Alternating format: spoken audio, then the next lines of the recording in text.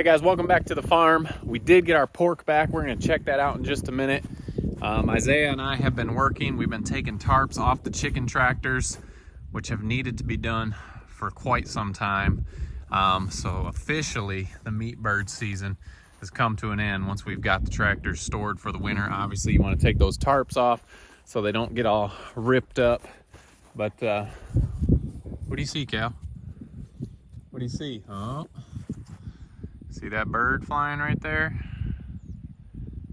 Cal does not like the aerial predators either. Love this dog. He has been doing such a great job. Hey Cal, good job. Good job. Good job. So, anyway guys, we've been knocking some projects out. Like I said, the meat has come back. We're gonna check out a few of the cuts that we've got. We had some things go wrong at the processor. I guess miscommunication is a better term for it. Let's go over feed the meat pigs first, and then we'll check out the meat we got back.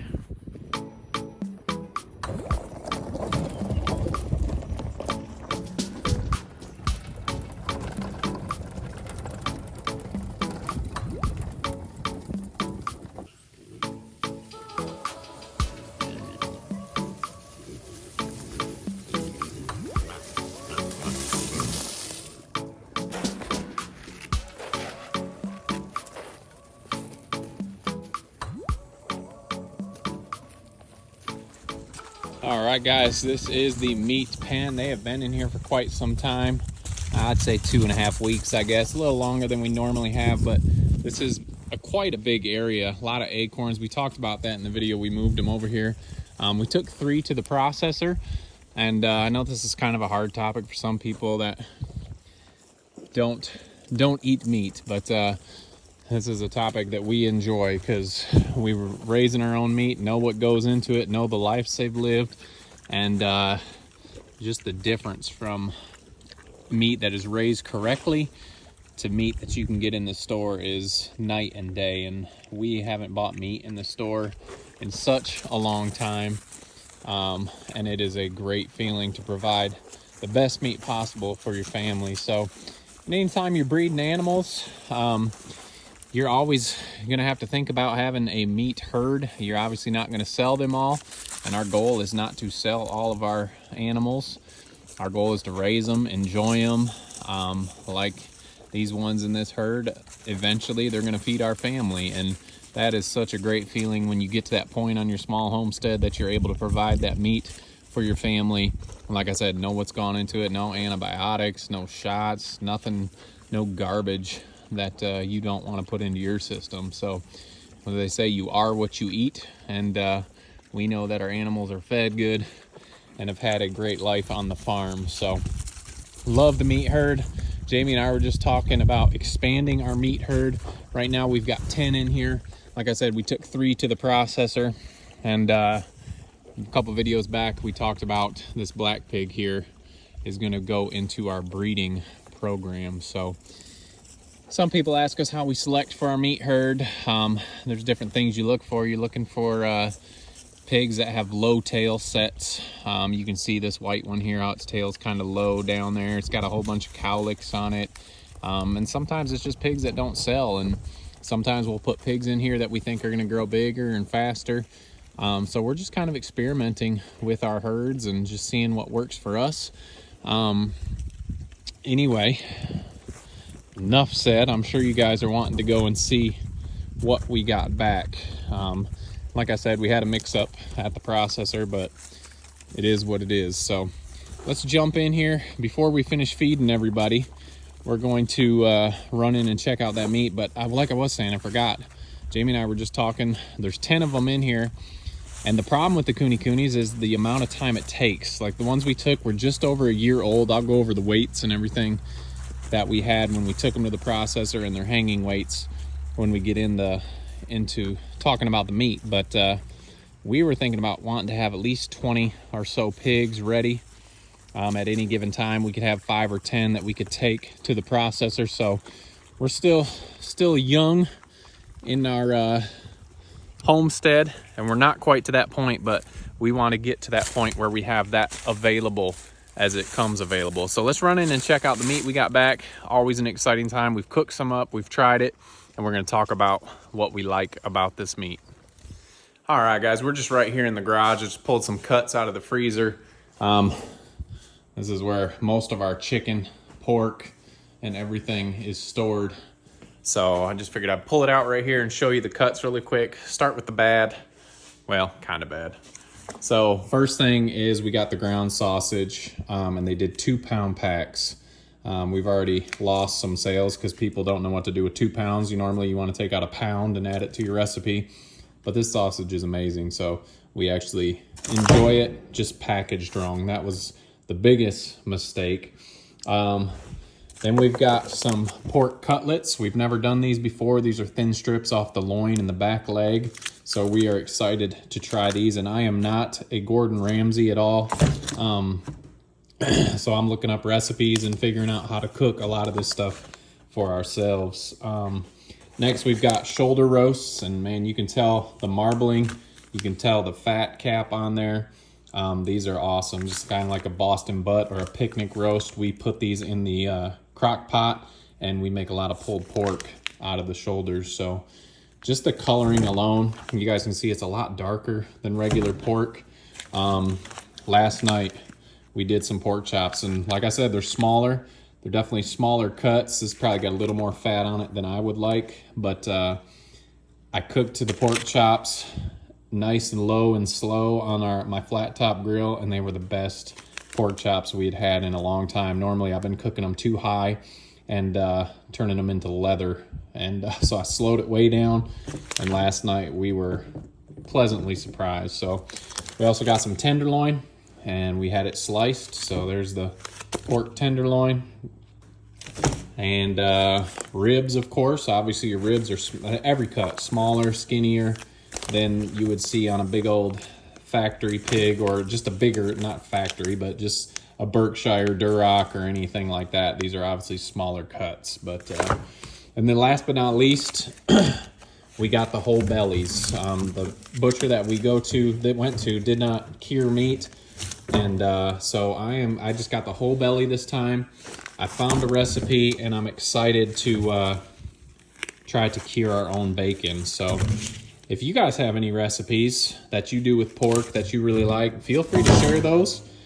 Maybe we'll start, like we talked about, as winter comes and we slow down a little bit with animals because there's not much going on. We might do some cooking on how we do things and make it quick, easy recipes. Like I said, not Gordon Ramsay here. So you get all this great meat, and you want to be able to cook it and make it excellent to eat. So if you guys have any recipes you want to share, we may share that on an upcoming video this winter as the season slow down, but definitely going to try out this bacon, see what we can do to cure some bacon. So besides all that, we got the hearts, the livers, the jowl, and a lot of stuff that Cal is also going to use too. We feed him all natural. So just awesome to get all this stuff back and feeding your family. We get asked a ton, is it better than other breeds of pork? I've never raised a different breed of pork, but I assume that if you raise it correctly out on grass, not on cement its whole life, that it is probably going to be good meat. So I can't compare it to other breeds of pigs, but what I can tell you is it is awesome. The one thing we do like about the smaller pigs is if I ever get to breed or processing them myself, it'd be a lot easier to handle this 150, 250 pound pig than a 600 pound pig. So I forgot to get those weights. Run in and grab those weights and let you know what we had weights at a year old, and they're hanging weights really quick. Then we'll head out and finish some chores. All right, obviously there's a lot more cuts you can get, but we just tried to get things that we would use if we don't sell it. So there are other options when you're getting your pigs processed, but that was the majority of what we got. Sausage, ribs, pork chops, tenderloin. What was the other thing? I think that was it. Sausage, ribs, pork chop, tenderloin, oh, and the bellies for bacon. So there are other options, but that's what we chose. I've got the weights here. I'll just show you. We had 3 pigs. Live weight was 175 on this first pig, hanging weight 119. Live weight 235, hanging weight 150. Live weight 245, hanging weight 148. So a lot of people will always ask, how many pounds of meat do you get back on that? We don't ever weigh it when we come back home. So I'm not the best for that. Maybe we need to keep better records, but we're just happy to get the meat. We trust the processors that we're at, and we think they do a good job overall. A little miscommunication on the sausage, but other than that, we're super thrilled with it. These guys are waiting for feed. Let's get them fed.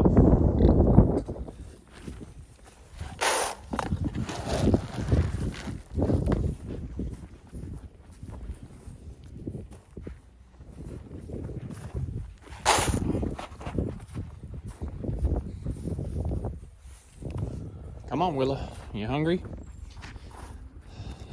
Two moms that haven't given birth yet, Penny and Millie. We're still just doing the regular feed amounts. These moms that have babies on the ground, we have tripled it up. So they're getting 3 scoops, and these are 2-cup scoops. So want them to be able to keep their figure and also get those babies fed. I'm coming, Josie. Calm down.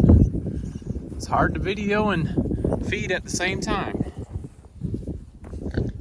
Looks like Jelly Bean's babies are out.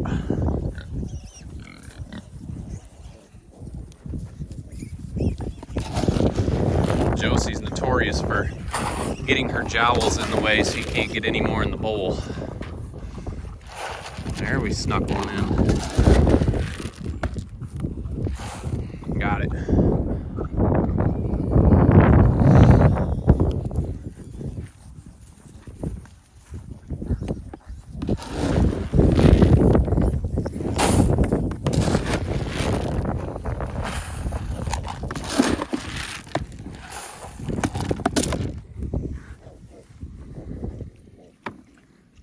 Pigs.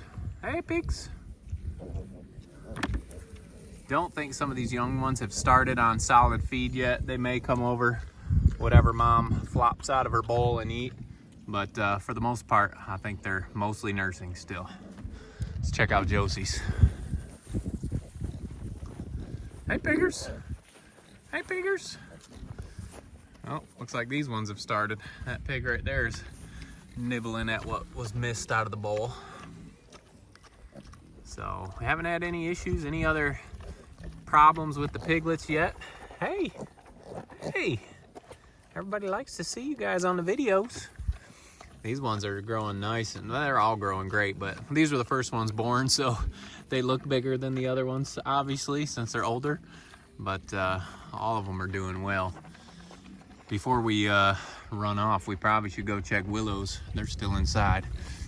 They have learned the fences well. These little ones came out and they were running through the fences, but they've adjusted well, and we're not having any issues with them breaking out of the fences.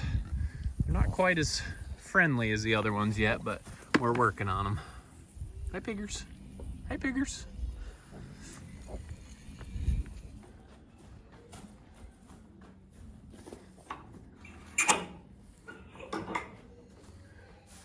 Here's the sleepy piglets. There's Willow's group. They're not ready to come outside yet, but everyone's doing good.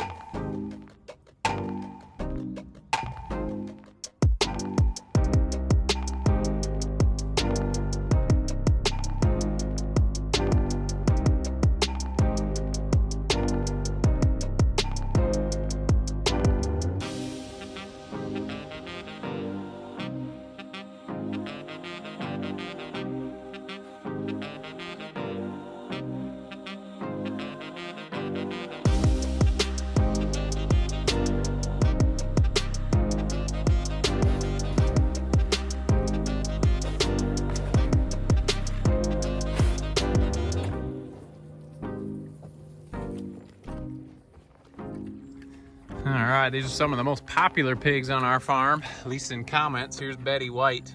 I've had so many people reach out and asking about when is she gonna have piglets. Probably won't be until spring. I think we'll wait on spring for most of these. Well, obviously these little ones, but the 3 bigger ones, Molly, Willa Bean, and Betty White, won't be till spring, and the 3 little ones won't be till later. they're not even close to being able to breed. Usually, we've talked about this a lot, but we wait 14 to 16 months, sometimes even longer, to breed. Willoughbean here, she's probably ready, but we'll just wait and put her in with the rest of the spring litters. Probably summer. I keep saying spring.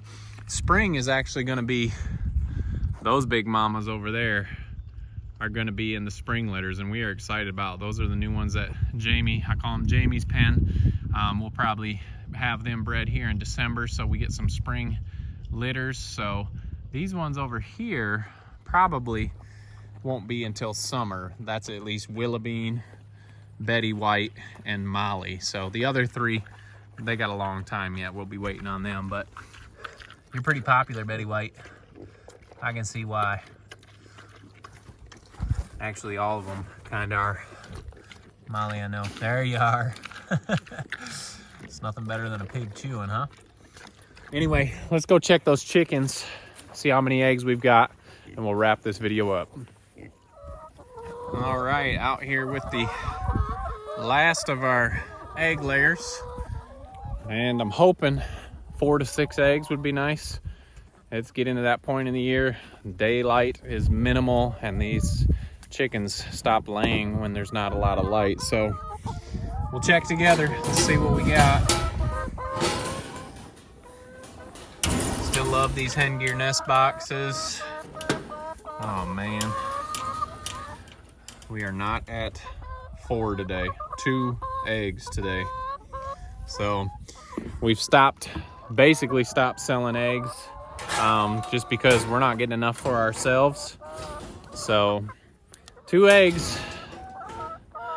Maybe somebody will get a couple fried eggs, but we're not too worried about it. It's just that time of year.